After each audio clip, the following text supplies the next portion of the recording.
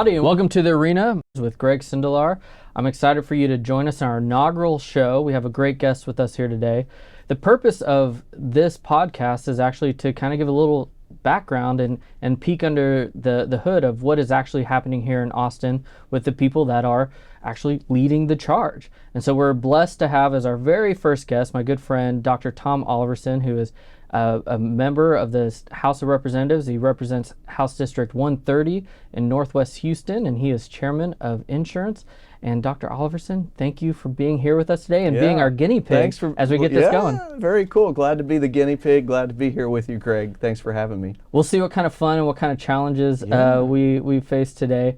But, the purpose, as I said in the opening, is really just to get to know you better, get to understand what is important to your district and what is happening here in Austin. I found a lot that people don't understand even the process of legislation and making legislation. And so as the chairman, I thought you'd be a great guest to kind of take people through that. So, but maybe like taking a step back, I would love to hear a little bit from you on, kind of your background, your bio, where you grew up and kind of, as I said, you're a doctor, how you got into medicine, and we'll kind of go from there. Yeah, okay, great. So background-wise, so I was born in Minnesota, outside the Twin Cities, and I moved to the Houston area when I was 5. So you're one of the Texans. Texans. So I like to say I wasn't born here, but I got here as quick as I could. Yeah, so I think one of 5 those too. Is pretty good. I was born in Nebraska, so I moved. I was 5 as well. Yeah, so there we go. I grew up in Kingwood, which is a suburb on the northeast side of Houston. I went to Sam Houston State University and studied biological sciences there, biology, and I went to Baylor College of Medicine and I got my MD there, and then did my residency in anesthesia. And that's actually the only time I've been outside the state of Texas for longer than just a vacation or a meeting since I was very little. Yeah. I went to Washington University in St. Louis for 3 years, and I remember very clearly I'd been married about a year. I met my wife at med school. She was working at the medical school, and so Jennifer and I had been married about a year. We went to Missouri, and I remember the gas guy came to turn on the gas, and he said, "So where are you from?" And we said, "Well, we're from Texas." And his response was, and there was snow on the ground. It was really yucky and everything. Missouri doesn't do great with snow. They get some snow, but it's not like Iowa, Minnesota, Nebraska, where they're used to the drifts, right? That's right. And so the gas guy looks at my father-in-law. He says, "Texas, huh?" He says, "Well, welcome to misery." And I was like, "You mean Missouri?" And he's like, "Yeah." Yeah. My family from Missouri called it Missouri. So, Missouri. Yeah, that's right. So we were happy to get back home. I remember when we moved back home, when you cross over the border in Texarkana and come to 59, we literally had to stop at the first Whataburger we came to, and get something to eat. Yeah, that's right. Because in Missouri, it's Steak and Shake. Yeah. And White Castle, and nothing neither beats of Whataburger. which is good. Yeah, that's right. Neither of which. That's a good Texan meal. Like my sister-in-law lives in Montana, and she flew in actually today, and the first thing they did was went to Whataburger, right? So that's right. That's how you kind of re-ingratiate yourself back to Texas. You need to do that. You do need to do that. So then, what's your go-to meal at Whataburger? I like the I like the double.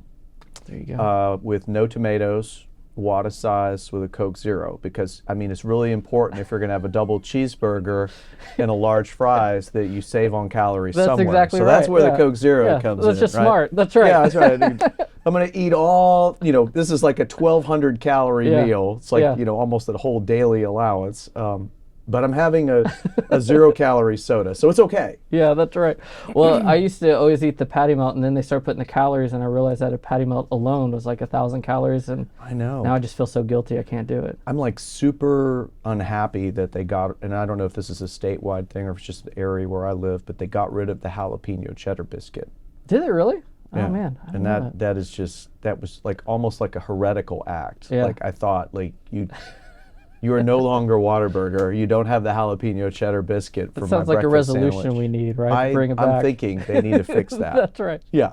That's awesome. So did you always think that you wanted to go into medicine, or how did you decide that you wanted to be a doctor? Yeah, I decided, actually it was one of those things where my parents kind of suggested to me at a pretty young age that, doctors do well, well respected, got to be smart, work hard. Kind of, introduced me to some folks in medical profession, and was obviously very impressed. And so yeah, I think by the time I was probably 13, 14, I knew I wanted to be a doctor. Yeah. And I remember going to Baylor College of Medicine as a junior, senior, taking a field trip, going to Baylor College of Medicine, because it's in Houston, and so it's northeast Houston to central Houston, really. Taking a tour of their anatomical history museum and kind of getting, and I remember thinking to myself, if I can just go to school here someday, I will have really accomplished something, And so that was sort of my mission for 4 years at Sam Houston State was, I know it's a small state school, but I'm going to Baylor. Yeah. And so I put my nose to the grindstone. I finished with a 3.96 GPA cumulative after 4 years of college. Wow. I won't So tell you it's my like, GPA because you I far had maybe surpassed me. 3 Bs the entirety of my college Wow. career. That's impressive. Maybe 4. I can't remember. But That's yeah, it was a impressive. very small number. I'm impressed. I won't share my GPA, but my wife always tells me, she says, if we were dating in college, you would have had a much higher GPA. And I was like, but then I'd be like a lawyer or something, and it wouldn't be as much fun as what I do now. I definitely think there's some truth to that. But we joke about this in my family that when you have a child that doesn't pick up their room, a male child, you're kind of like, what you need is a girlfriend. That's right. Because you wouldn't act like this if somebody was coming over. This room would actually be picked up, Yeah, right? that's right. Well, and when I travel and I'm not around my wife and kid, I don't even know what to do with my time. I'm like, I'm so used to the structure that all that provides. I think it's good for men generally to kind of have that. So you became a doctor, anesthesiologist, very successful, Tom Oliverson. In fact, the first time we met was at the hospital. You're so kind to take some time during a break and sit down with me and talk about TPF and priorities for you. But what made you want to run for office? As some people, I'm sure even people in your family might say, why are you crazy enough to want to do this? Well, and I think your choice of words is accurate. I never wanted to have much to do with this. I'm not one of those guys that at a very young age said, I'm going to be somebody someday, and by definition that means I'm going to be an elected official, and that's going to be my career. Never wanted to be that guy. In fact, actually kind of respectfully looked down on that a little bit, sort of felt like somebody that wanted to be a career politician was somebody who really didn't approach public service from the public service standpoint, right? Yeah. And look, no disrespect. I have a lot of friends and colleagues that I work with who have been in public policy their whole adult lives, and they are very driven, very committed people. But I think when you're on the outside and you're just watching the 5 o'clock news and you're looking, you say, all I see is self-dealing, self-serving, and corruption, right? And so I saw that a lot. Now, I'm a voter and an informed voter, and so, I listen to talk radio, have for many, many years. Bill Bennett, listened to him pretty much every morning, so was very informed.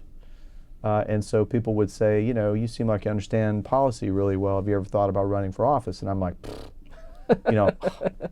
don't insult me like that, kind of thing, right? And it's like, no, we need good people. So, that's right. So God, has, I always say that if I got everything in my life that I thought I needed or that I asked for, that I would have sold myself short, that God's plans for each of us are infinitely better than the best thing we can imagine on ourselves. And so if we can just sort of let go and kind of, do the next right thing, but allow God to be in control, our lives are full of boundless opportunity. And I truly believe that, and I've seen it in my own life. So, true God thing. So, my wife, is at this time we have very young children, and she's doing a program at church called MOPS, Mothers of Preschoolers. You may have heard of it. And so she meets a young lady, and they kind of become friends. And it turns out that her parents are Bob and Liz McEwen. Oh. And I don't know if you know, I know Bob and Liz. yeah. So yeah, Bob's great. I had I no know Liz too. Didn't know either of them, Yeah. right? Didn't know anything about them, but got to know their daughter, and so got to know them. And so I very clearly remember sort of, talking policy and stuff, because I like to talk policy. And so one day on the 4th of July, and I'm sitting on the back porch with Liz McEwen, and she says to me, "You need to run for office." And so we're watching my kids swim with her grandkids. It's the 4th of July, family's having a party, and she says, "You need to run for office because this country needs you. Needs you." And I said, yeah, right. Why? Why? I mean, I hear this all the time, right? Why? And she says, well, because, you have the right attitude, you have the right ethics, the right moral character and values, you won't be corrupted, you would be doing this for the right reasons, and those are the people that we need. And I said, yeah, here's the problem, Liz. I hear this all the time. But when I look at Austin and when I look at Washington, I don't see evidence of that in the people that are up here doing that. They seem to be serving themselves. Yeah. And she kind of leans over to me and kind of is like this, and she says, that's because people like you won't stand up and do this job and sacrifice and step out and do it. That's why we have the problem we have, because if you won't do it, there are people who will gladly do it, but they won't do it for the same reasons that you will do it. Yeah, they'll do it And we need people like you to do this, because you're not doing this because you want to be somebody. You're already somebody. You already have a family. You already have a good job. You're doing fine. You would be sacrificing to do this, and those are the kind of public officials that we need. We need people who actually have an opportunity cost to serve. Yeah. Because number one, they won't serve forever, I think, is probably the thing. But number two, for them, it has to be mission work. Yeah. It has to be, and that's how I look at public service. To me, public service is mission work. Yeah, because when you're here in Austin, it's taking away from it takes your away day job, income, your family. Yeah. It takes away family. It takes away a lot of things in order to come up here and serve. But it is my mission field. As a Southern Baptist, we all have a mission field. And so I believe my mission field is to come up here and serve God by serving the people of Texas. So how do you, obviously DC's got a swamp, Austin's got a swamp, all capitals have various swamps. So how do you maintain that mission while being in the midst of the swamp? It is hard. And I will admit that you are right in saying that if the devil has a stronghold in the state of Texas, it is Travis County. There's no question about that. All you have to do is read the paper or hang around the Capitol crowd and hear what's actually going on around here, and you can see a lot of really good people who make not the best choices and run into trouble along the way. I think that comes from the fact that the enemy, and I'm going to get sort of super biblical, spiritual on you here, but understand I live in a God-centered universe. My worldview is one where I believe that you're getting to my next question. Our battle is not against people and things, it's against elemental forces and principalities and powers, right? So that's how I look at the world. And I believe that the issue is that if the seat of power is here, what the forces of darkness need to do is, when there are good people who serve, they don't have to kill you. They just have to damage you to the point to where you're not able to be that effective voice and witness and mission-oriented person that you were. And so there are all these distractions that come up and all of these sort of, stuff that comes up. What helps me is that, I try to, I will have dinner with colleagues and folks, talk about policy. I will go back to my apartment pretty much every night. I'll call my family, check in. I have scripture verses posted around my office, just reminding me. My favorite verse is Colossians chapter 2, verse 8. See to it that you are not taken captive by deceptive philosophies that depend upon the elemental forces of this world rather than upon Christ. I love it. And I keep that on my desk where only I can see it in a little frame next to some pictures. Just to remind me, every Yep. meeting I take, everything that I do up here, and then I keep another scripture verse on the door of my office as I walk out. And it's an admonishment from Deuteronomy, where basically, God is reminding everybody that, essentially, if you should ever forget the Lord your God and, make false gods and worship them and bow down to them, I testify that the Lord will destroy you, just as he has destroyed nations before you that did the same, basically. Yeah. I'm paraphrasing that one a little bit, but essentially it's just this reminder to me that, stay mission focused here while you're up here. I'm not perfect. I'm not here to say, I don't think anyone is. Nope. I've been known to use an occasional colorful metaphor, but I really, truly believe that public service should be about a higher mission than just coming up here to pass bills and be on TV and, be on a talk show and, look at me, look at what I can say, look what I can do. I mean, everything that I do in public policy is always about somebody other than me. Yeah, I think that's really important, in my personal life, and I've said this to our staff here, is, it's God, family, TPPF, and everything else is below that, right? And we have to be really careful not to get those priorities mixed up. But it's really hard not to sometimes, and you see things jumping, and you kind of have to like have those reminders that kind of pull you back and say, no, actually this is actually more important. Or when we look at the work at TPPF or the work you do, it's not about your own vanity or look what I accomplished, right? But it's about what you're accomplishing for your constituents and the people of Texas, right? Like when we talk about education, like I tell our staff, it's like, what are we doing for the 6 million kids being educated in Texas? It's not about what's TPPF's role in all of this, and that's why I appreciate is that similar outlook that you have as you kind of chair your committee and lead in the House, because I think it's really easy in this world to kind of lose sight of that. So I think you can, and I've Greg, I've always tried to approach this from the idea that that number one, I came up here to work, not to have fun. Yeah. I remember Ron Simmons told me one time, he said that there are only two types of lawmakers. There are workhorses and there are show ponies. He said, and you'll very clearly figure out which one you are. Yeah. And I really took that to heart, because I always wanted to be a workhorse. I never wanted to be a show pony. And you will, if you talk to a number of the lawmakers up here on both sides of the aisle, but particularly on the Senate side, you'll find that I'm one of those guys that I don't care whose name is on the bill at the end of the day. I just want the policy. And I'll tell people that all the time. Some of my greatest legislative accomplishments, bills that I wrote, things that I put my heart and soul into for the betterment of the people of this state, don't have my name on them. Yep. And that's perfectly fine, because it's not about me. Yeah. There's millions of Texans that will never know your role in that. Yeah, and I'm good with that, because he knows. Yeah, that's right. Right? That's right. God knows what you sacrificed, and God knows what you put into it. Yeah. So that's what really matters to me.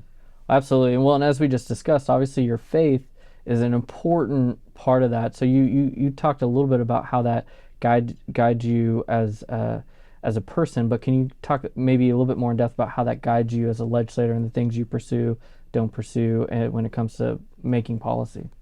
Yeah, that's a great question, and I think that there's probably the answer to this could be really long, but I'll try to make it really brief. I think that one of the gifts that my wife gave me when I got elected was this amazing book by an author by the name of Wayne Grudem. Okay. And it was called Politics According to the Bible. And he literally goes through, it's literally like this thick. I mean, it looks like a dictionary, but it's bigger than it's like a presentation, Bible, like kind of. Yeah. Because I mean, it literally starts with like general principles, and then taxation and stuff like that, and the unborn, and pretty easy stuff. We could say, yeah. And it literally goes all the way through to where you're talking about stuff like farm aid and subsidies for corn and ethanol, and and he's literally like, there's biblical principles behind all of this, right? And so I really do try to do that. I think sometimes it's hard. I think sometimes some of these issues are just not so easy, and I think that sometimes And to TPPF's credit, I think y'all do a really good job on this, but it is sometimes very difficult to disentangle doing good for vulnerable people with spending the taxpayer's dollar. And there are a lot of times where we get called upon as lawmakers to spend money for a great cause. Yep. And it's like, is that really a good investment? You know, kind of thing. Is that really government's role? I mean, is that personal responsibility? Is that I don't know. But there are some things like that where you kind of struggle. So absolutely. I always tell people it's kind of a sliding scale, right? Like our role at TPPF and a lot of what you're talking about is trying to figure out what is the role of government in each of these things. Right. And, you know, unless you're an anarchist or a communist, right, like you're somewhere in between, and depending on the issue, it can slide back and forth. And we're trying to figure out what is the right role for government, which we believe is usually limited. But there is still a role for government, which I think sometimes we forget. And I think for me, you know, the example I like to use is that even football has rules. You know, and at the end of the day, in the marketplace, in whatever sector it is, for the most part, you know, I think about how competition is beneficial, and to me, it's sort of like watching a football game. Yeah. You know, hopefully, 9 times out of 10, the team that is more talented and the team that executes better is the team that's going to win, right?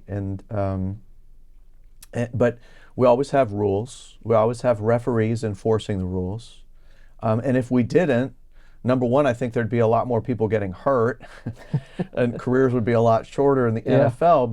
But again, you know, this is sort of this human nature to not necessarily follow the rules if the rules aren't being enforced. So I do love the fact that, in fact, we were talking about this right before we started recording this, that, you know, there's a balance to be struck between sort of the libertarian ideal of low regulation, low taxes, and then sorry, there are sectors in our economy and in the way that our economy is structured where unregulated capitalism is also not a constructive force for good, right? Yeah. Just letting anyone do anything to anyone as long as they have the might and the right and the resources is also not a good thing. Yeah. So that's that balance I think we have to strike. And society trying to figure out, like, well, you know, as the market recalibrates, how much are we okay with, that kind of But I think getting back to your original question, I think biblical principles would say that, number one, you know, there is absolute right and there is absolute wrong. God is in control, we are not. And I think that, you know, if I'm sort of following generally, good biblical principles of faith, family, there certainly is. I think there's a lot of individual responsibility in the Bible. One of the things that I love about the New Testament and also the Old Testament is that, God does talk about taxation and paying taxes to government and being a good, and the Apostle Paul talks about being a good citizen. Yeah. But God also doesn't say that it is government's responsibility to provide welfare. Yeah. God says that it is our responsibility to care for those who are less fortunate. And I think sometimes, when we think about the heavy hand of government and this push and pull between government responsibility and caring for people and being caring and stuff like that, I sometimes wonder, like, how much are we actually taking away from churches, synagogues, mosques, people of faith, from all walks of life and all different faith traditions to be able to come together and to say, you know what, God commands us to take care of people that are in need of help, not Uncle Sam. It's not Uncle Sam's job. And also, by the way, like, charity is not giving money to Uncle Sam through taxes and letting Uncle Sam take care of everybody. Charity is, you see somebody in need of help, you help them out yourself, or you help them out through your church or your a volunteer organization or something like that. I think that's the direction that has made our country so successful historically, is that sense of volunteerism. Alexis de Tocqueville talks about that in his book, right? Where he talks about, in Democracy in America, he talks about the spirit of volunteerism is a fairly unique phenomenon in American democracy. And it's literally the secret sauce that makes Yeah. American democracy work, is that people volunteer of themselves to help those in need, right? Well, and Texas was forged that way, right? Exactly. By a call to help to the world and all Americans Exactly. by Colonel Travis, and several volunteers from Tennessee and other parts of the country came and really is what made Texas Texas. Yeah, so you think right.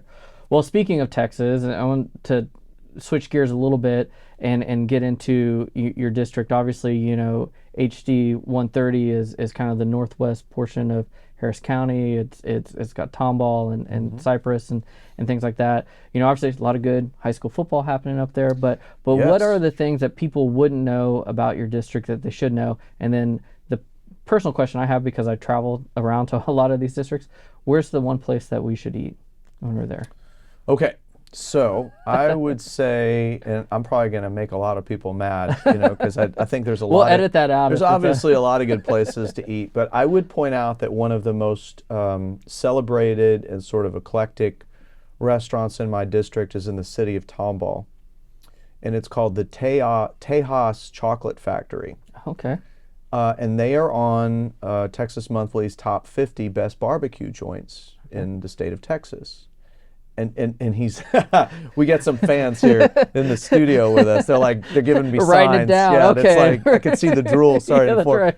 So they have a pastrami'd beef rib Oh, that is man. available on Thursdays. That Okay. is literally one of the most amazing creations that you've ever had. Pastrami right? beef rib. Okay. And then in addition to that, they have those little fancy chocolates. I always Yeah. forget what they're called, but they're not macaroons, but the little fancy chocolates with the hollow centers yeah, of flavorings. And so they make those Yeah. in house. They actually like grind their own chocolate and all that kind of. So it's like a 2-for-1. You can totally pig out on barbecue, and if that doesn't put you into a meat coma, then you can progress to a chocolate coma very quickly.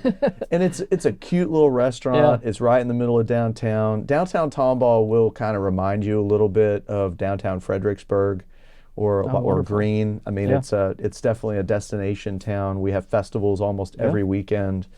Live music. I mean, there's always something going on in Tomball. It's a really neat town. Yeah, my Only wife- incorporated area in my district. My wife's cousin actually lives in Tomball, and she's a huge fan of that area. And I'm pretty sure she's talked about this restaurant. It was called, what was it called The again? Tejas Chocolate Factory. Okay. Yeah. We're writing that down. Sam, you writing that down? Okay. But they have barbecue too. Okay. Their barbecue's pretty Yeah. freaking The amazing. cardiologist probably wouldn't recommend it, but I mean, they're kind anesthesiologist. of on the fence about it, right? Because I have some cardiologists are like, oh, a little bit of fat is okay, Yeah. right? It's just, Yeah. So I don't know.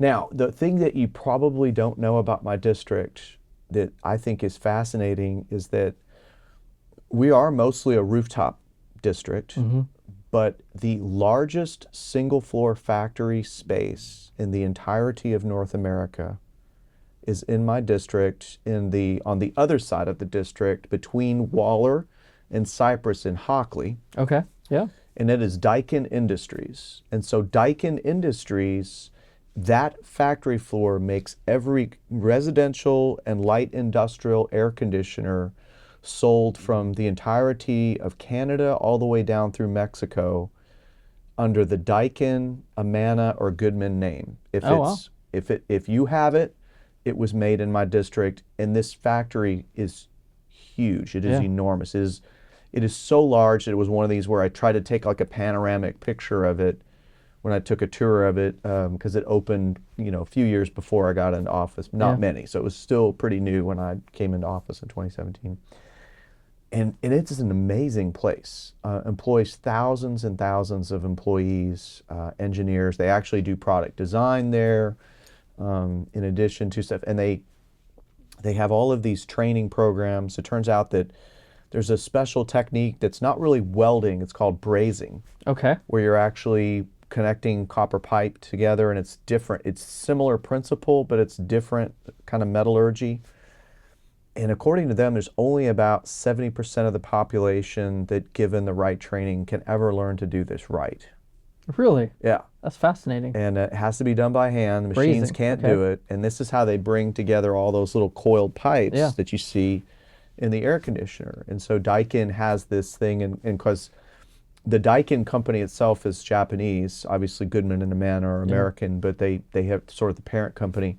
So they train all these folks in dojos, right? And they call them dojos. And so they have all these training things. So if you go through, you get a chance to kind of learn a little bit about it. Engineering ninjas down in your They bring district. in high school students from Waller ISD and Cy-Fair and Tomball, and they teach them these techniques, and then they're graduating and they've got a skill set. They're certified brazier. Okay. You know, that they know how to braze, and so that is literally like a job that it's a marketable skill. You know, a lot of times we talk about skills and competencies are more important than degrees, right? Yeah, so absolutely. there's a competency and a skill that you now have that is marketable wherever you go for the rest of your life. There are various manufacturing processes that need certified people that are skilled in brazing. Interesting, man. Yeah. I learn something new every day. That's fantastic. Now I feel bad that I just replaced my HVAC and I got a Train and I didn't get a Goodman or something. You did not get a Sorry about that. Train actually does have a presence in North Texas. So. Okay, all right. So still Texas made. Right. You know, during the State of the Union, the president said that President Biden said that the supply chain should start in America, and that was about the only thing he said I agreed with. But although I do think that it should start in Texas, and so I'm glad to see. And so I would tell you, to that point, the other thing that I really love about Daikin is that, with the exception of the electric motors that they use, the entirety of that is essentially, the supply chain is sourced and actually assembled there. That's awesome. So this isn't one of these things where they're bringing in, like, you know, they've got 20 million different manufacturing plants all around the world, and they're bringing in all these parts and this really complex supply chain. They're making it there. That's a fantastic. That's a Texas success story. It is fantastic. It's a great company. We're very honored to have them in our district. Very good. Well, and speaking of your district, obviously, you said you're mostly residential, but you do have this big, huge manufacturer. What are the issues that, when you're back home, that you hear most regularly as most important to your constituents? Several. We are in Harris County. So as you know, Harris County, as of late, has had quite a few issues related to defunding the police, related to election integrity, related to redistricting county commissioners in a way that forces them to not win. And various other shenanigans, I would just say, that are going on. And if you went and looked at the elections committee in either the House or Senate, I'm pretty sure that you would find about 40% of the bills that are filed are specific to problems that are unique to Harris County. Yeah. It's almost like sometimes Senator Betancourt is constantly flagging those for us. And Senator Betancourt and I work hand in hand on a lot of these issues, as he does with other members in my delegation. And it's a struggle, man. I mean,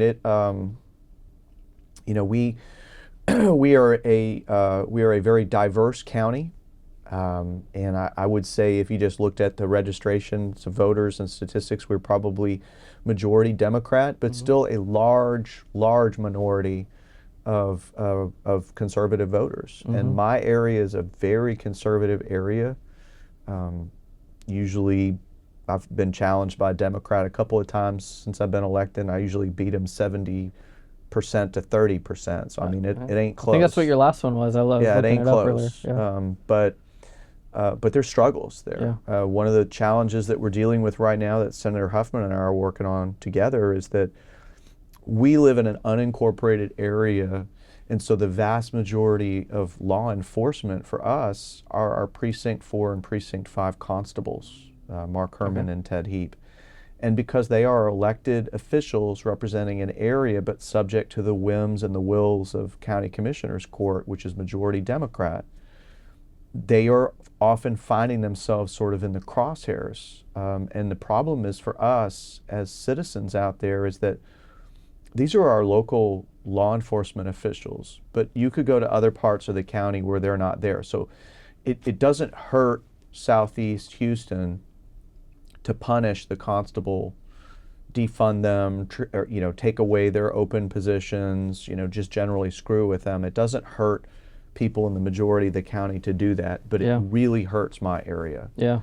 And so we spend a fair amount of time trying very hard to protect these folks because we depend on them. We would not have law enforcement. And I know there are probably listeners that are listening to this are like, constables, I mean, those guys just, they just serve notices and stuff. And yes, that is true. There are places you can go in Texas where a constable is not necessarily a primary law enforcement officer, but in my area, they bust human trafficking, they bust narcotics rings, they do traffic enforcement, they're investigating murders, they do it all.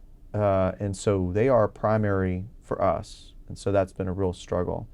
Other than that, I would say, obviously, property tax has never not been a top 3 issue for my constituents. We live in an area where, property continues to grow in appraised value because it's a growing area, it's developing. We have very good quality public school districts in my area. We also have good private schools and opportunities for school choice and things like that. So there's always it's hard to find a lot of people in my district that don't have strong feelings about school choice one way or another. Seems everyone and I does. hear about that a lot, right? We have some strong feelings around here too. I represent a large chunk of the 3rd largest school district in the entirety of the state, Cy-Fair ISD, and I would tell you I'm very proud of them. They are a very, very good school district. Very good opportunities for students. I think they're not perfect, nobody is. There's things they could do better. There's things that we're going to try to pass legislation on that we think we can help them do better. You know, and I'm talking about stuff like the Reader Act that Representative Patterson has. Things like that can help them function better. But they're a good school district, and people do move to our community because we have good schools. Yeah, that's why people. Yeah, that's why the population same growth way. is Tomball ISD, Waller ISD, top-rated schools, and as you point out, great athletics, great fine arts, great opportunities. You can get about, I think it's close to 200, maybe even more than 200 different career and technical certifications by the time you graduate from high school. That's incredible. So those are some things, right? And so that is a big issue in our area. It's a source of tension, things like that. It's always fun to So how do you handle that tension, right? And how do you, not that you need to tell us like what your decision is on anything right here, but so much of being a lawmaker is trying to bring people together and create some cohesion amongst your constituents to say, this, because you're representing them, right? So how do you kind of handle that tension and figure out what is the right thing to do? I'm just curious, that's like a process question for me. Yeah, I mean, it's really nuanced, Greg. And I think the issue that people don't realize is that on something like that, we will probably have a budget amendment tomorrow that will say, if you are voting for the amendment, that basically says that forever and all time, under any and all circumstances, we absolutely reject the idea of public money to be used for private education. And I won't support that. I won't. And I've told my superintendent, I'm like, look, there's no way that you can sit here and tell me that there are not situations where a child wouldn't be better off having a scholarship to go somewhere else than the school that they're zoned to. We know for a fact that's happening. We know it's happening in Harold Dutton's district right now, not too far from where I am. Yeah. But that doesn't mean that all public education is a failure either. And so I think there's sort of this middle ground where you kind of have to realize that there are places where choice may be the difference between a child having a future and a child having their future stolen away from by a failed school. Yeah. And I think that's a huge thing. Now, I also think that there are areas where, you can go somewhere else, but the reality is that everybody that wants to do that is essentially already doing that. And the public options are really, really, really good. Yeah.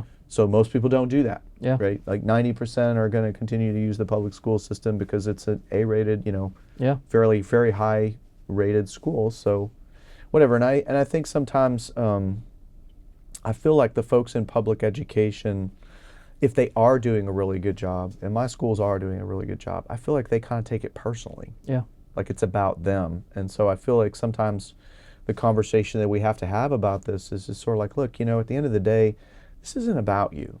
You're doing fine. In fact, you're doing exceptionally well. And there are kids that are graduating here that have tremendous opportunity. But understand that your story is not the story of every public school in the state of Texas. Yeah. There are places not too far from here where a child can only dream of going to a high school like what's available here. Yeah. But right now they can't, right? Yeah. And they don't have a choice. And that's such a really good point. And, you know, I would even add to that and say, even in the best school, and I went to public schools growing up, went to A&M, so I've only gone to public schools, I would say.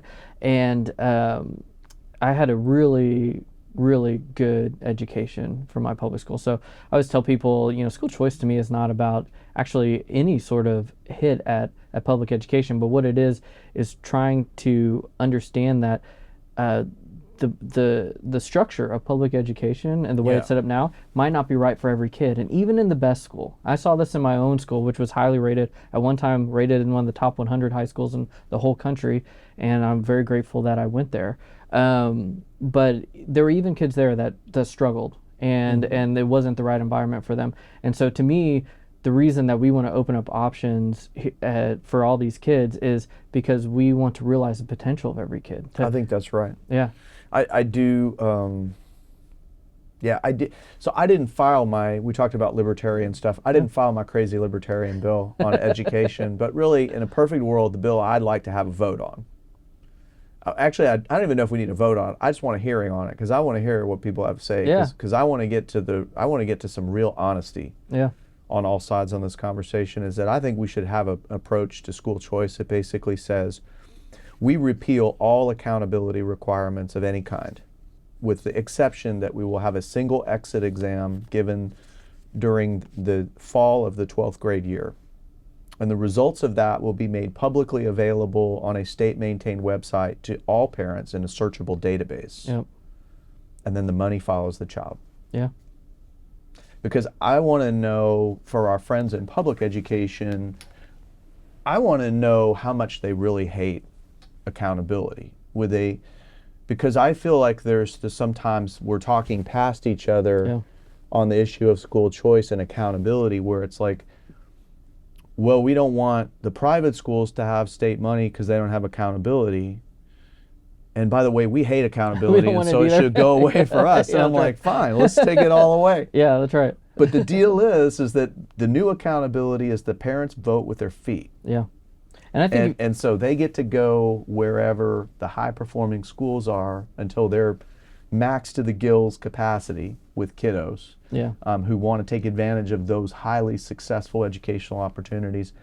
And those of you that, you know, for lack of a better term, are just not really very good at this. Yeah.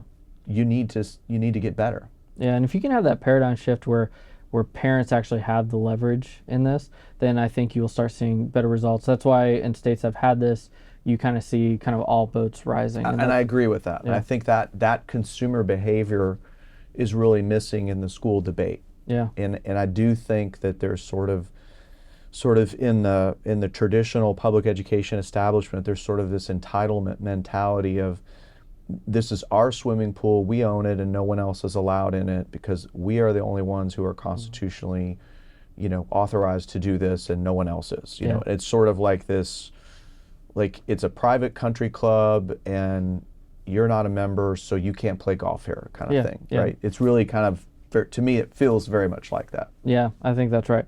Well, and speaking of controversial or hot button, I was going to say, I didn't file my bill because because you were working on banning gender modification and in children, kids under 18. And so, can you talk a little bit about what your legislation does and kind of where you and I think, you know, there's a lot of criticism there where from folks who oppose this to say, well, if we don't do this, we are going to be harming kids because we're not affirming their gender identity. And, you know, there's lots of thoughts on that, and there's lots of science on that, but I think the approach that you've taken, where you really tried to follow the science on what is good and what isn't good for kids, is an important part of this conversation. So I'd love for you to kind of lay that out a little bit, and let's talk about that. Let's do that. So first of all, let me begin by saying that we are going to pass this bill this session.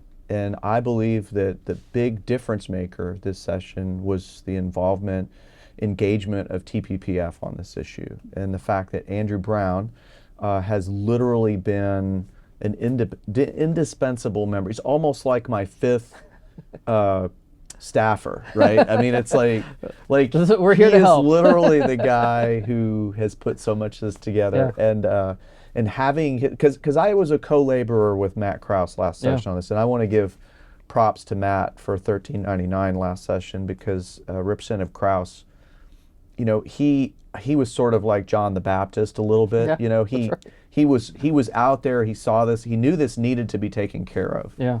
But I don't think society had really caught up to where he was. He was, I guess, prescient. I'm trying to think of the right word, but he was forward thinking. Yeah, that's right.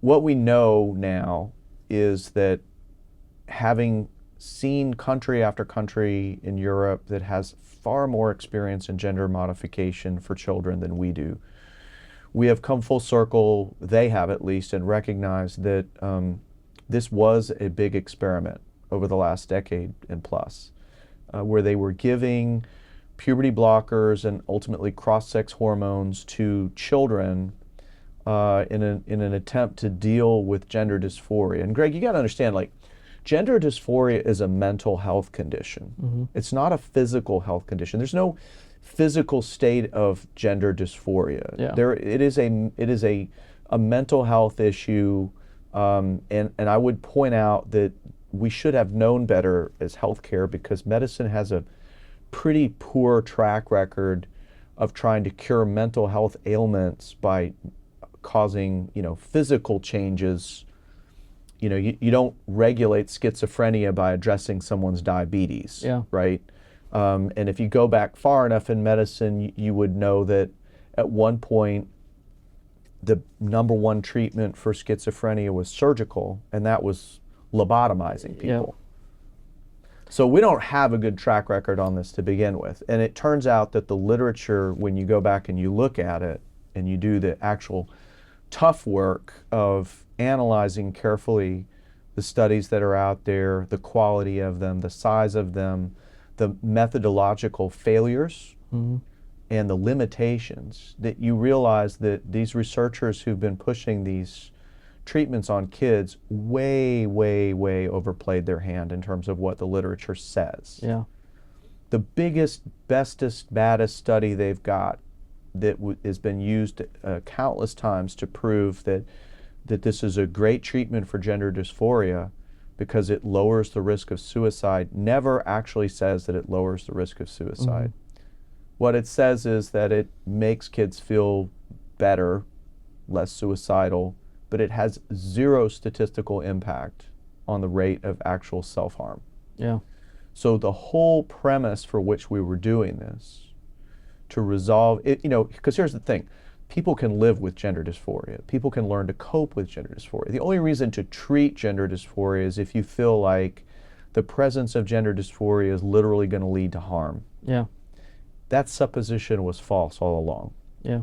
And so what do you think about, one of the interesting arguments that I've read a little bit about is that, you know, on the L and the G side of this equation, or LG being the B side of this equation, that we're taking maybe effeminate men and convincing their women are butch women and convincing them they are men and that they have an issue, when really what they are is, you know, maybe they're homosexual or something like that. And so I've seen that actually as an argument from the left against doing this.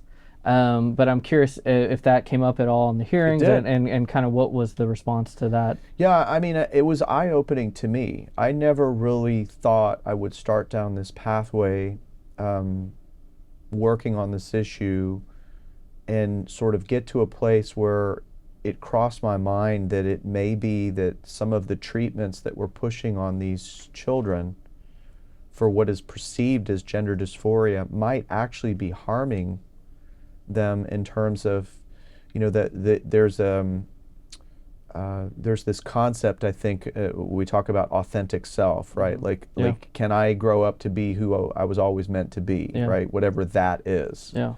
And so there is this notion that perhaps in fact, there is a study that says that a significant percentage of young people who experience pre-adolescent gender dysphoria, that's gender dysphoria that starts before puberty, 60 to 90% of them, depending on which study you're looking at, if you give them mental health support, the gender dysphoria either resolves by the end of the second decade of life, or they realize that they're same-sex attracted. Yeah.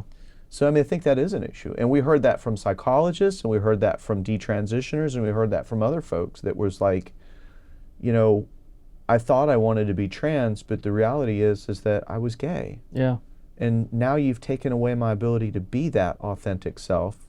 Yeah. I didn't appreciate that coming into this, that you're, you know, you talk about vulnerable youth, right? Yeah.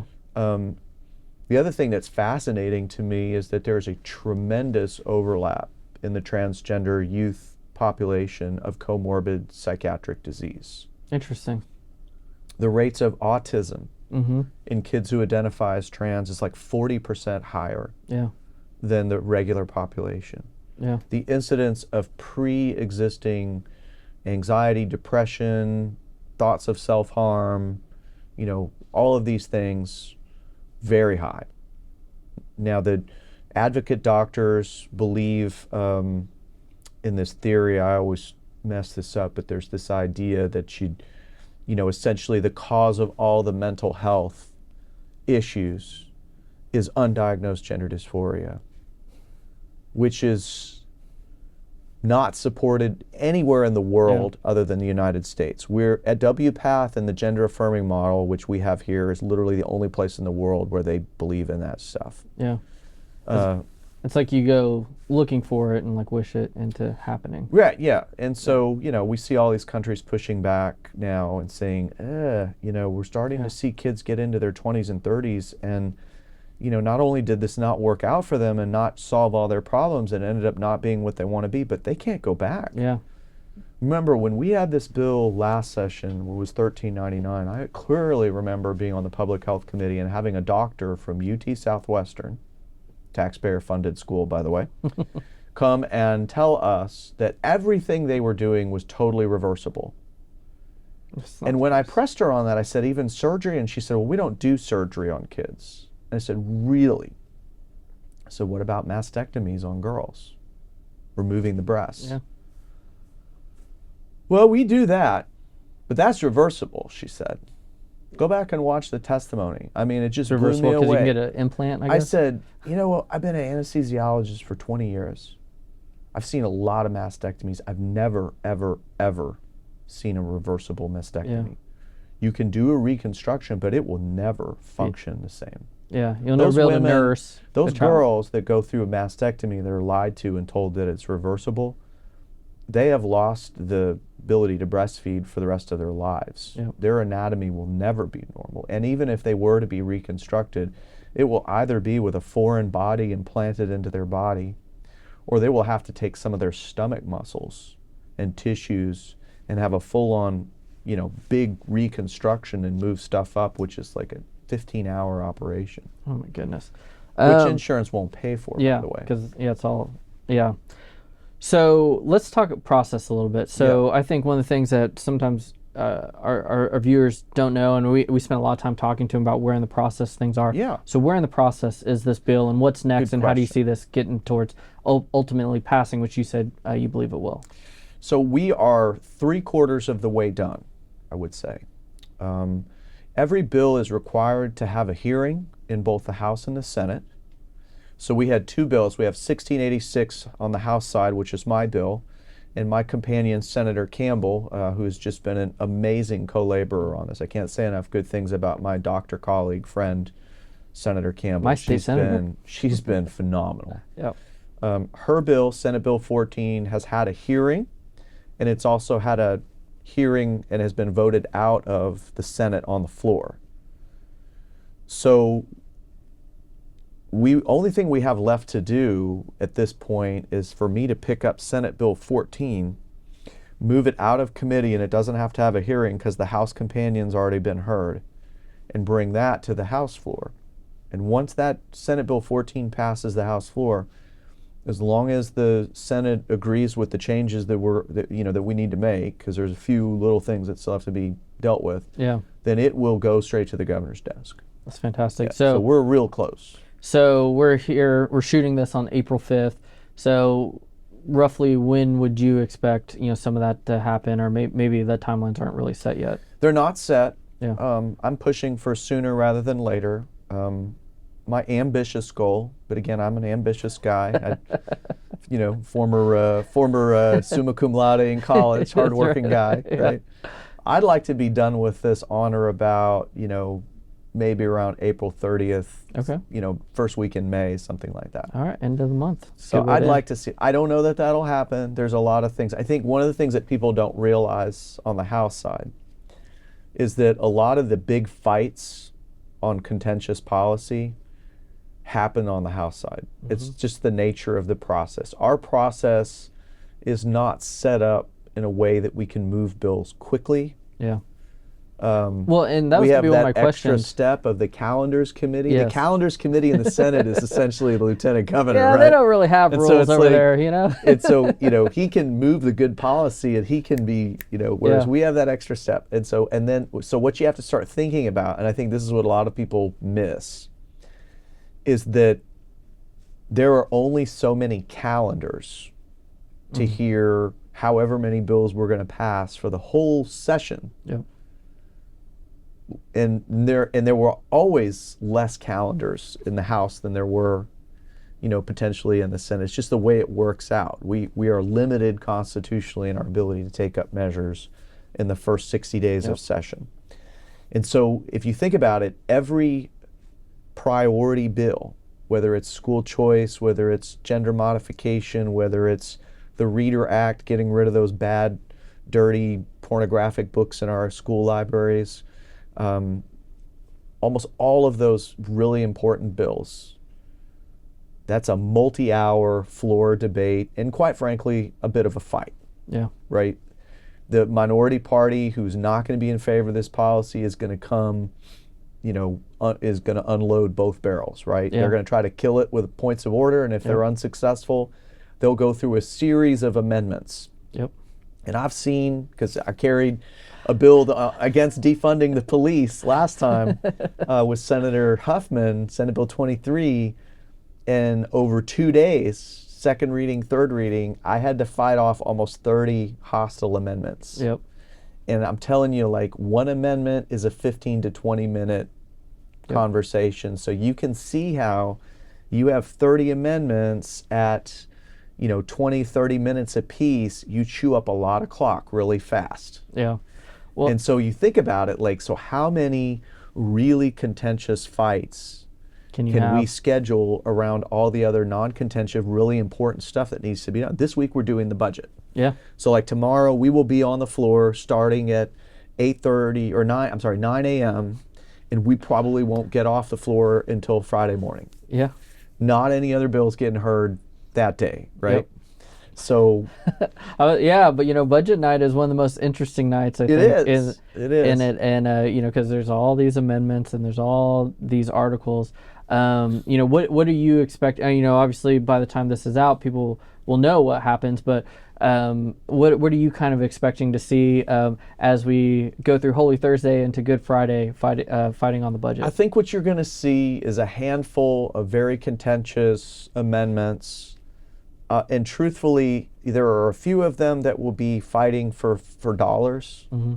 But respectfully, a lot of what we see of the really contentious sort of, quote, floor fights on budget night are really more about scoring political points and sort of getting people on record and, sort of kind of stuff. Like there'll be an amendment tomorrow that my colleague Abel Herrera is going to offer that would prohibit ever using state funds for private education, for school choice, right? It's sort of the school choice amendment, right? Yeah. that's not actually going to have any real consequences for the budget. Yeah. But it's one of those things where people on both sides are really spun up about that. I'm like, that's an important amendment. I expect that's a minimum of an hour debate. Yeah. Just on that Just amendment. one amendment. There'll be, lots many of stuff. amendments to the amendment. Yeah. Now, I will say to his credit that my colleague and close friend and fellow doctor, Greg Bonin, who I sit directly behind on the House floor. So I'm just saying, like, you have a neurosurgeon and an anesthesiologist sitting right next to each other. That's the side of the floor you want to be on in case of emergency. If you were to fall from the gallery onto the floor, you would want to land right there. Okay. Because you've got a neurosurgeon and an anesthesiologist right there to take care of you. But Dr. Bonin is a master. This will be his second time as the chief budget writer in the House. He is a master of sort of minimizing the amount of non-controversial, sort of like everybody's got their pet project, right? Yeah. Let's move all that to Article 11, which is sort of the maybe column, and then we will work this out over a protracted period of time through conversations in where they're basically getting together with their colleagues on the Senate side, and they're sort of working out the differences. They call it conference committee. Yeah.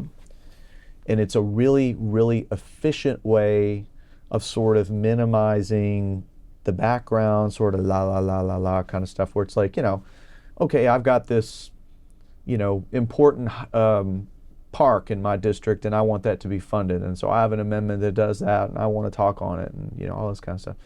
He gets all that stuff kind of moved into Article 11, and it's really brilliant because it keeps things moving. Yeah. And it keeps us focused on the really contentious things that we really need to have a vote on. Yeah. I think so it's great. And so you may see, we may be done by midnight. Yeah. Some people think we might be done before midnight. I don't know. I've gone heard till 4 a.m. before, Those are the ones I remember. Not while Dr. Bonin was in charge. Yeah, I've heard from, it could still be light outside to it could be Friday. So and I would say that I think the other piece of that is just that I think we're very blessed to have Senator Huffman and Greg Bonin, Representative Bonin, as the two chairs of the budget writing process, because they're both conservative, prudent, tax conscious. Let's get the they're the kind that will squeeze the juice out of the lemon, so to speak, right? I mean, they are conservative budget writers, and so they did extremely well, as you probably know, with the last one. Yep. And all the things we were able to achieve. It's hard to be the guy that says no, especially when there's a lot of money to go around like there is this time. But, Dr. Bonin is just one of those calm, cool characters, and he can just kind of deliver the bad news. It's like, I'm sorry, but, it's good bedside manner. This is not getting funded. Yeah. You want a water park for your school district. That's not happening, right? What is good, when we've gone by his office, they're appreciative because we're not there asking for money. So it's very different than when the budget is tight. Right. But I think we've seen over the last decade, through the good conservative fiscal policy of the state, that there's a reason why we have a $33 billion surplus, right? And there's a lot of people now that have a lot of ideas for how to spend that money. But one of the things you talked about has always been top issues, property taxes. I always tell people, I was like, it's amazing. I'm on the radio a lot, and I always say we have both chambers arguing over whose property tax relief is better. It's better. And I was like, Isn't that that's crazy? great for Texans that's happening. In fact, I was seeing the speaker talking about HB2 today, and I'm sure that will be passed out. Who knows? Maybe by the time this is out, it'll be passed out. But what do you think? Do you have any thoughts on what ultimately will happen with property tax relief this session? I really don't. Yeah. I had my own proposal. Yes. My proposal was birthed here at TPPF, courtesy of our mutual friend Vance Ginn. Yeah. And I'm a strong believer in the taking of the surplus revenue and lowering the M&O. Yeah. That apparently is just not the direction either chamber wants to go. Yeah. They each have their own ideas. I've talked to folks on both sides about why, obviously Senator Betancourt is my state senator. Yeah. And of course, Chairman Meyer is my good friend. So I've heard from both sides. They're both very convinced that even though these are very different strategies, that they have the right strategy for Texas. So, this is what we do. We get together and we debate ideas, and we keep debating until the cream rises to the top, right? So I guess we got a little less than 60 days to figure out if it's going to be SB or HB and how that's going to go. How that works out. But the good news is that there should be significant relief, and I think both chambers, to what you were just talking about, they do believe in compression. That's one thing that there will be significant compression, and while it won't happen this session, it doesn't look like. I would say, I'm curious if you agree, it feels like we are on the path to eventually eliminating M&O here in this state. I'd like to think so. I really do feel, I know that that's a vision that Dr. Bonin shares, that he'd like to see continued compression, and while we can, I think, one of the things that I get told a lot is just like, whatever it is that we do, we want it to be sustainable. Like we don't want to make promises we can't keep. Yeah. And I think that's fair and reasonable and prudent, right? I mean, I think we don't want to, from our own checking accounts, be writing more checks than we have money in the bank, or than we think we're likely to have in the bank a month from now. Yeah. And so we shouldn't ask our state to overextend themselves and do crazy things either. I don't think that we would do that. But again, I think it's a really amazingly positive but almost kind of, like you said, kind of crazy to think about that. You have two chambers. I've been around long enough for like and they have completely different approaches to this, but they're both arguing like our way is better. Yeah, that's right. I would be remiss if I didn't say, as a member of the House, that I'm your going to way's vote better in for the House side. Yeah, that's right. House way is better. Well, and I think that's what we talk about. I was like, let's let the competition figure it out. And I was like, maybe the number goes up, and we love compression here, and we understand the benefits of what HB2 and the Senate package is doing. But, I think at the end of the day, hopefully a lot of good things happen for Texans. So you've been so generous with your time, so I don't want to take too much more, but I did want to ask you a couple of last questions. One policy-specific question. So as chair of insurance, obviously you have some legislation really pushing back on ESG and DEI stuff in the insurance industry, because it is affecting some of our folks here and industries here in Texas. Mm-hmm. Could you kind of talk a little bit about what that legislation does and why it's so important? Yeah, I can actually, and I've got some good news and some interesting news and some good news to report. But so, for I think everybody may know, but ESG is environmental, social, and governance. And Thank you for saying that. We're always so bad about acronyms. Yeah, yes. And so I think, and so people focus on the environment part, but need to understand that there's also a social and governance piece to that. Mm-hmm. And it's sort of this idea that every corporation should be a good, citizen, if you will, and embrace certain progressive ideals of, caring for the environment, empowering the workers to the maximum extent possible, and really sort of embracing a true diversity, equity mindset, right? Mm-hmm. Almost like a DEI mindset. And so that's what ESG does. Mm-hmm. And so it's been kind of creeping into, it's obviously significantly taken over the financial services sector. Mm-hmm.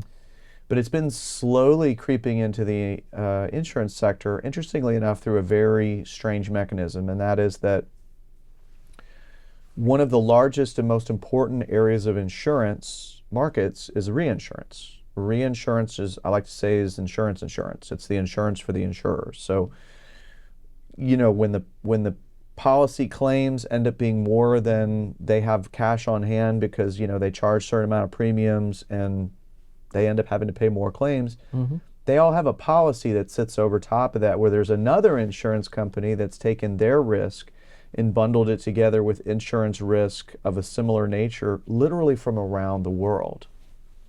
And the masters of doing this and the biggest companies that do this are all in Europe, which, as you know, is climate crazy. Yes. Like wacky. There's a reason it's the Paris Climate Accord, right? Wacky. And I would point out that one of the largest reinsurers is actually based in Switzerland, which is also where a lot of these crazy climate conferences and summits and stuff like that are happening. And so we're starting to see it creep into the insurance market. Now, insurance has this one feature that's really interesting, and that is that it is the only sector of our economy where federalism reigns supreme. Every sector of our economy other than insurance, federal law supersedes state law in most respects. But in insurance, it's actually the flipped opposite.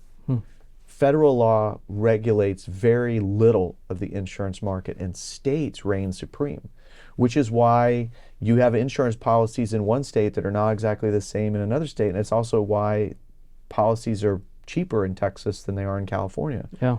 Because in California, they regulate the snot out of their insurance companies to do all kinds of really weird stuff. And we try to be more respectful, of the free market here in Texas. We have a very healthy insurance market. So my bill basically prohibits ESG in insurance. That's really what it does. And it's timely because states are moving in opposite directions. The insurance industry would love it if the state of Texas would do nothing. And the reason is because, unfortunately, the state of California is going to do something. Yep. And so rather than create an unlevel playing field for them, they're like, we'll just make everybody do California kind of stuff, right? I mean, it's kind of like they don't really like to admit that, but it's really kind of true. I mean, it's one of these things where, from their perspective, they're trying to do business in all 50 states. They don't want 50 different regulation schemes on this. They want something where they can navigate all 50 states. So our legislation, in addition to banning ESG, the other most important piece of it, it is respectful of the Jeffersonian Federalist principles of the state-based system of insurance regulation. And it says, if you're doing business in the state of Texas, you must do it this way. You can't use ESG. You can't use disparate impact. Everything has to be based on the science and the statistics. But on the other hand, I'm not going to tell you how to do business in California. And I think that's really important from a conservative principle mindset, because again, I have control over my insurance market here in the state as the share of insurance. And so I don't want the state of California trying to tell Texas companies how to do business in Texas. And I would reciprocally say, I'm not going to tell them how to do business there. This is really catching on. There are a lot of states around the country that are following our lead on this, and they're looking to us to provide leadership. I serve as the president-elect of the National Council of Insurance Legislators. So it's a 50-state organization, state lawmakers, chairman of insurance from across the country. States are looking to what is this bill that he has going to do, because we'd like to run with that. We've been in contact with folks in Oklahoma, North Dakota, and a lot of other places where they're like, hey, whatever you do, we're going to do too. Yeah. Chubb, I don't know if you saw, recently announced that they were going to insist that, their policyholder commercial companies, that they reduce their carbon emissions or they can't renew their policy and all that kind of stuff.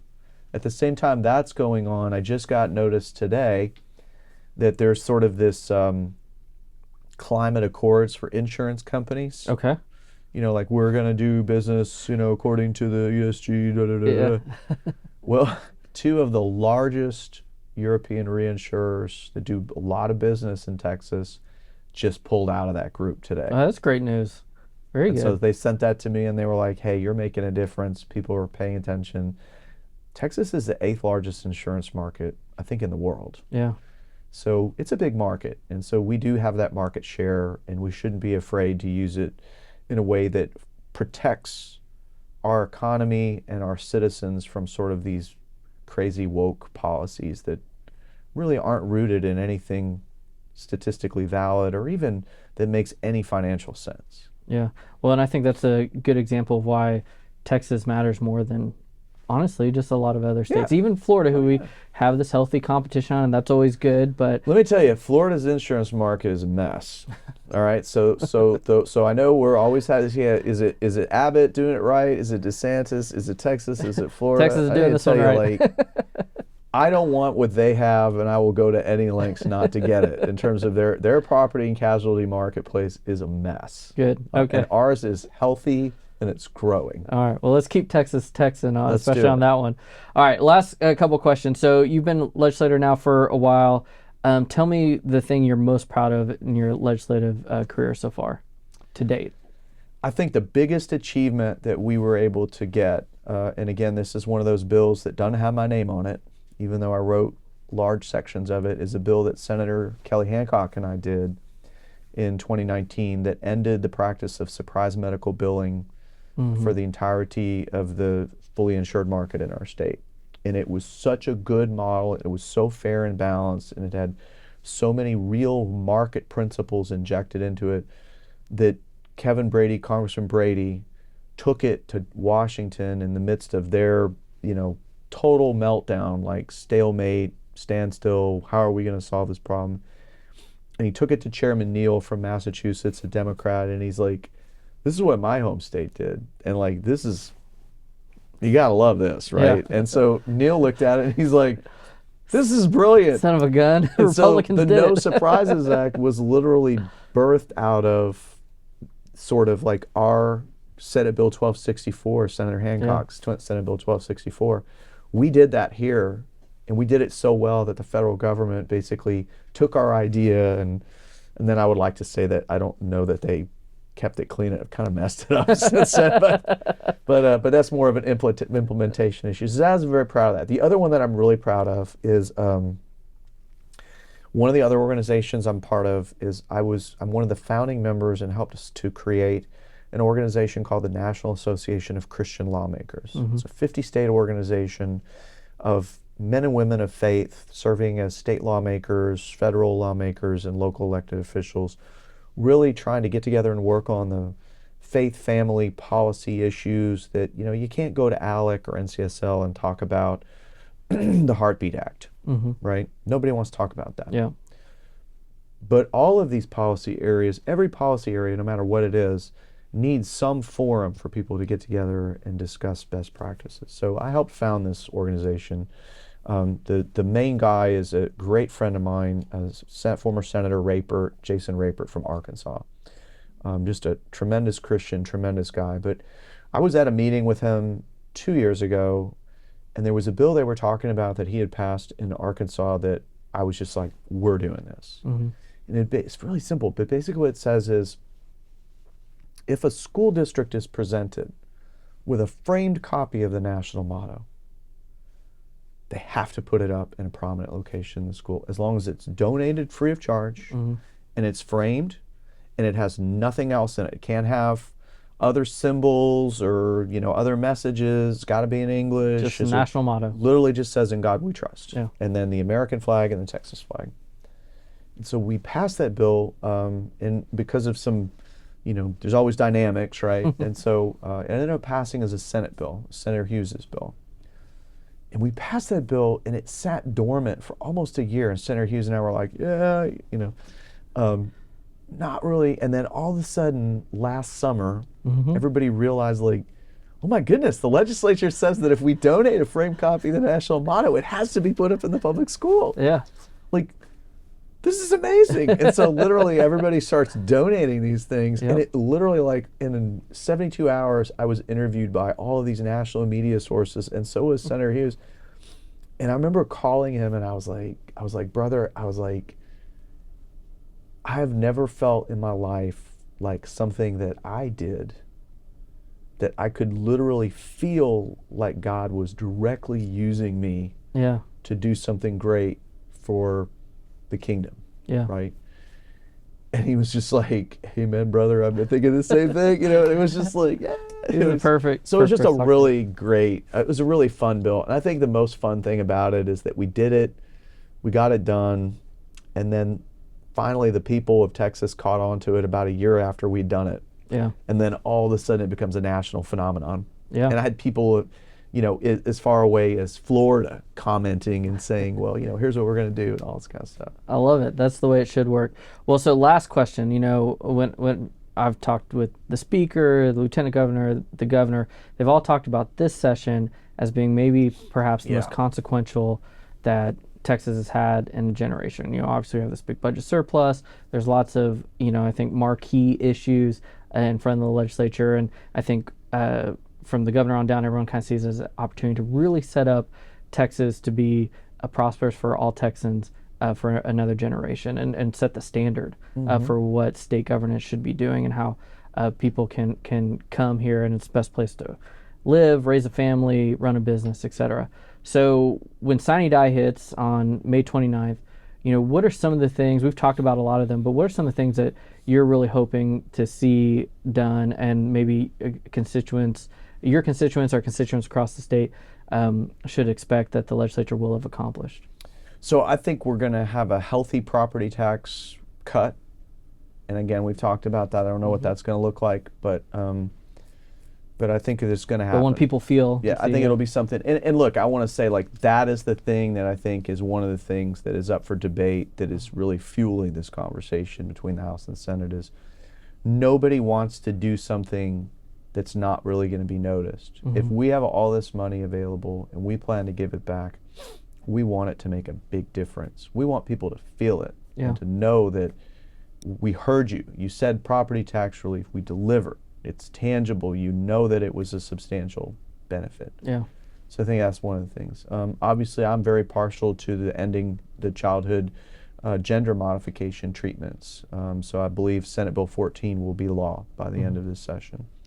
I think there are going to be some voter integrity measures. It's interesting. This time there's not like one big voter integrity bill, but I think there are a lot of really good bills that are out there. I've got one that basically allows the Secretary of State to fire an election administrator that's doing their job incompetently.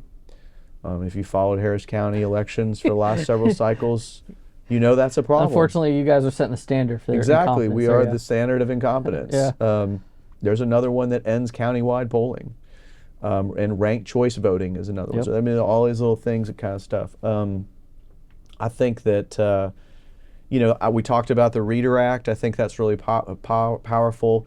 There's one that has not gotten a whole lot of attention, but I want to give a shout out to, because I think it's really critical, and that is that Chairman Burrows and Creighton have This is my favorite bill. Regulatory Consistency Act bill, which I think is really, really important. There are small jurisdictions, we talk about local control, right? Okay, to be clear, there is no such thing as local control in the state of Texas that doesn't exist at the pleasure of the state. Exactly. There are no local entities, whether it be a commissioner's court or city council or a MUD, that haven't been authorized and created by state law. Yeah. So we create them, and we absolutely can tell them what to do. Yeah. That is in our purview. So this bill basically says no more silly, stupid ordinances. Like I think one city in Texas, I forget where, is trying to make every small business be totally carbon neutral by the end of this decade. And they predict that may put as much as like 70% of small businesses in that town completely out of business. I mean, it's just like, and then I heard that there's an ordinance somewhere where they want to prohibit veterinarians from declawing cats. Okay. I mean, and it's just, or like banning meat products, or I mean, it's just, so the Regulatory Consistency Act, I think, is important. Now, it doesn't impact any of the normal pre-prescribed functions that cities would normally be in, like zoning, planning, platting, code enforcement, fire marshal stuff, prescribed burn, all that stuff is not impacted, right? Yeah. But the silly stuff has got to stop, right? Yeah. All this crazy woke stuff. That's an important bill. So I've got two colleagues. I think the last one I'll leave you with, and there's a lot, right? You said, I mean, there's a lot. We could talk for another hour about stuff that should pass. But one that I want to give attention to is Representative David Cook and Chairman Leach have a combination of bills that, taken together, really concretely address the issue of district attorneys being unwilling to enforce the law because they think certain categories of crime that people just shouldn't be prosecuted. Right? Exactly. And so they issue these public statements of like, well, I will no longer prosecute property crime, period. Well, this would create a process where if they said that and they did that, they would be removed from office.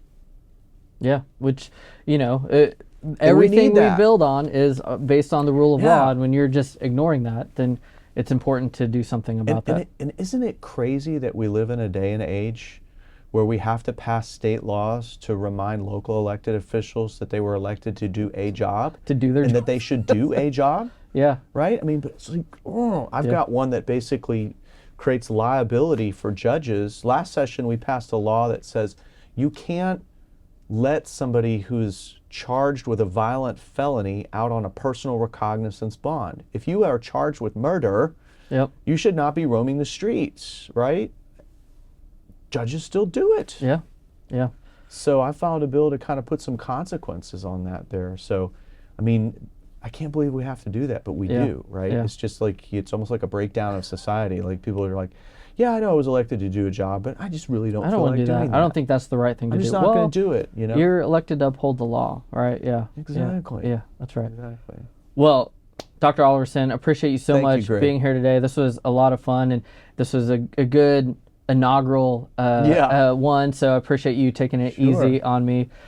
For those of you watching, I hope you enjoyed this. You got to know Dr. Oliverson better, a little bit more about his district. We now know where to eat in Tomball, Texas. Yes, so you do. I can't wait to go there. I'll be in Houston in a couple days, so I'll have to go check that out. Good, so good. thank you for joining Policymakers with me, Greg Sindelar, and hopefully we'll see you again in another episode soon. Thank you.